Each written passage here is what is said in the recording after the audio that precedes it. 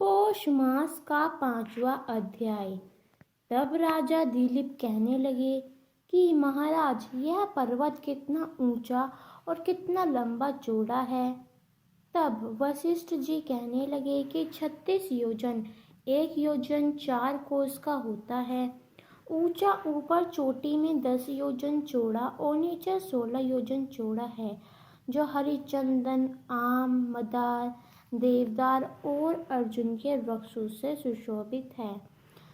ध्रुव से दुखी होकर इस सुंदर पर्वत को और फल फूलों से परिपूर्ण देखकर भृगु वहीं रहने लगे और यहाँ पर कंदराव वनों और उपवनों में बहुत दिनों तक तप करते रहे। इस प्रकार जब भृगु ऋषि वहाँ पर अपने आश्रम पर रह रहे थे तो एक विदागर अपनी पत्नी सहित उतरा।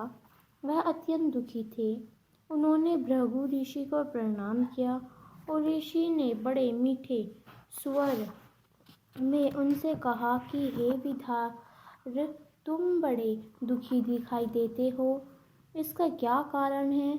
तब विदाधर कहने लगा कि महाराज, पुण्य के फल को पाकर, स्वर्ग पाकर तथा देवतुल्य शरीर पाकर भी मेरा मुख व्यर्थ जैसा है।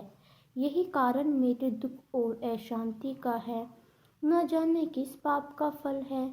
मेरे चित्त की व्याकुलता का दूसरा कारण भी सुनिए। यह मेरी पत्नी अति रूपवती, मीठा वचन बोलने वाली, नाचने और गाने की कला में अति प्रवीण, शुद्ध चित्त वाली, 7 सुरों वाली, वीणा को बजाने वाली, जिसने अपने कंठ से गाकर नारद जी को प्रसन्न किया है। नाना स्वरों का नाद से वीणा बजाकर कुबेर को प्रसन्न किया। अनेक प्रकार के नाच ताल से शिव जी महाराज भी अति प्रसन्न और रोमांचित हुए। शील, उदारता, रूप तथा यौवन में स्वर्ण की कोई अप्सरा भी एक इस जैसी नहीं है। कहाँ ऐसी चंद्रमुखी स्त्री और कहाँ मैं व्यर्थ मुख वाला। यही चिंता सदैव मेरे हृदय को जलाती है। विदाधर के ऐसे वचन सुनकर तीनों लोकों के भूत, भविष्य और वर्तमान की बात जानने वाले तथा दिव्य दृष्टि वाले ऋषि कहने लगे कि हे विदाधर, कर्म से के विचित्र फलों को प्राप्त होकर ज्ञानी पुरुष भी मोह को प्राप्त हो जाते हैं। मक्खी के पैर जितना विष में प्राण लेने वाला हो जाता है, छोटे छोटे पापों का फल भी अत्यंत दुखदायी हो जाता है। तुमने पौष मास की एकादशी का व्रत करके द्वादशी नया आने तक शरीर में तेल लगाया, इसी पाप कर्म से व्यर्थ हुए। एकादशी के दिन उपवास करके द्वादशी को तेल लगाने से राजा पुररवा ने भी कुकर्म शरीर पाया था। तब वह अपने कुरूप शरीर को देखकर दुखी होकर हिमालय पर्वत पर देव सरोवर के किनारे पर गया।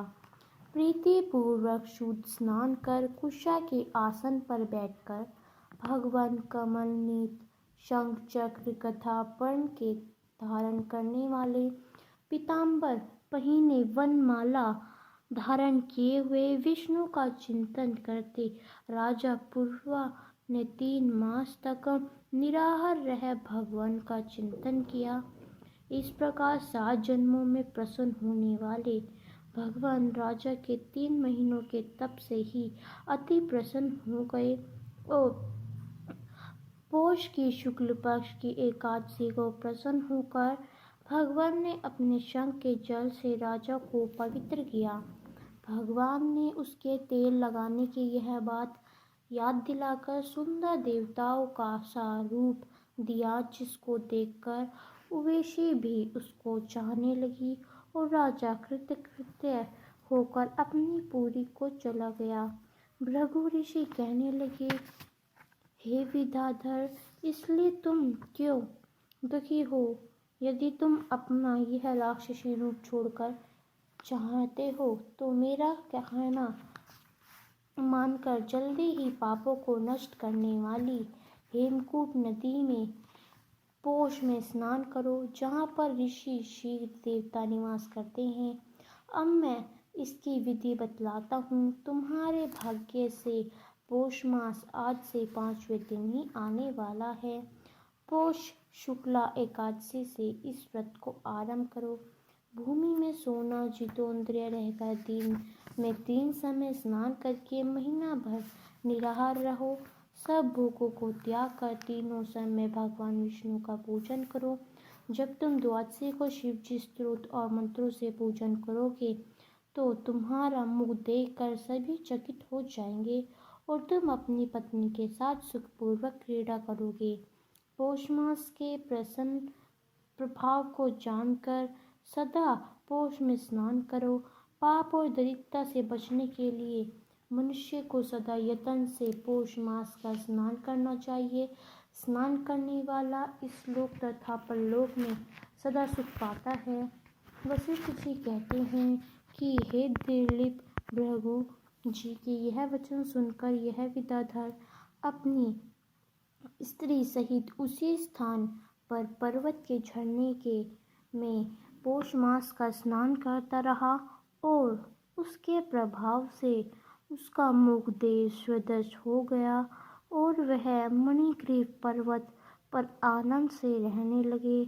और भृगु जी भी नियम की संपत्ति पर शिष्य सहित इवन नदी के तट पर आ गए। तो दोस्तों, ये था हमारा पौष मास का 5वां अध्याय। आपको कैसा लगा हमें कमेंट कर ज़रूर बताएं और हमारे चैनल पर और भी पौष मास के अध्याय आने वाले हैं तो आप उन्हें अवश्य ही देखें। धन्यवाद।